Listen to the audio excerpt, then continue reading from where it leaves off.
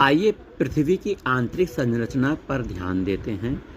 ये पृथ्वी का एक कोर काटा गया है। सबसे ऊपर पृथ्वी का ये जो तल है इसे क्रस्ट कहते हैं। क्रस्ट ऊपरी परत होती है। क्रस्ट के नीचे मेंटल होता है। मेंटल दो भागों में बांटा होता है, ऊपरी मेंटल और निचला मेंटल। क्रस्ट के नीचे मेंटल हो गया। मेंटल के नीचे कोर होता है। कोर भी दो भागों में बटा होता है, बाहरी कोर और आंतरिक कोर। ठीक है, यह पृथ्वी की एक संरचना है।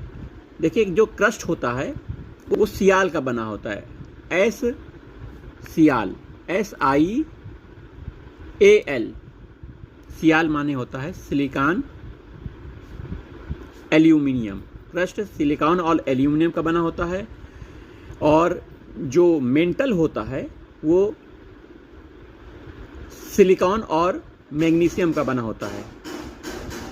सिलिकॉन और मैग्नीशियम। और जो कोर क्षेत्र होता है वो निकिल और आयरन, फेरस की प्रधानता होती है। वाह्य कोर में निकिल और आयरन होता है। जैसे जैसे हम पृथ्वी से नीचे जाते हैं, सेंटर की तरफ जाते हैं, पृथ्वी का तल ये है, सेंटर ये है। पृथ्वी से जैसे जैसे हम नीचे जाते हैं वैसे नीचे जाने पर तापमान बढ़ता जाता है, बढ़ता जाता है, बढ़ता जाता है। और सबसे ज़्यादा तापमान यहाँ पे आपको दिखेगा। ठीक है, पृथ्वी के अंदर जाने पर तापमान बढ़ता जाता है, लेकिन तापमान बढ़ने की जो दर होती है वो एक समान नहीं रहती है। वो एक समान तापमान बढ़ने की दर एक समान नहीं रहती है, लेकिन तापमान बढ़ता जाता है, ये आपको याद रखना। ठीक है, वहीं पृथ्वी के नीचे घनत्व देखिए।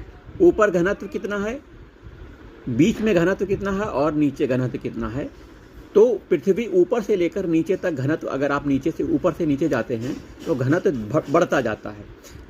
कोर का घनत्व 11.3 ग्राम प्रति सेंटीमीटर क्यूब है। और वह एक मेंटल का, जो मेंटल है, मेंटल का घनत्व क्रस्ट के घनत्व से ज़्यादा है। सबसे कम घनत्व क्रस्ट का होता है। औसत घनत्व पृथ्वी का 5.5 है। ठीक है, 5.5 ग्राम प्रति सेंटीमीटर क्यूब ये घनत्व है। तो पृथ्वी की आंतरिक संरचना हम कैसे जान सकते हैं? सबसे अच्छा साधन इसमें भूकंपीय तरंगे, जो कि P वेव्स, L वेव्स और धरातलीय वेव्स कही जाती है, इनके माध्यम से हम पृथ्वी की आंतरिक संरचना जान सकते हैं।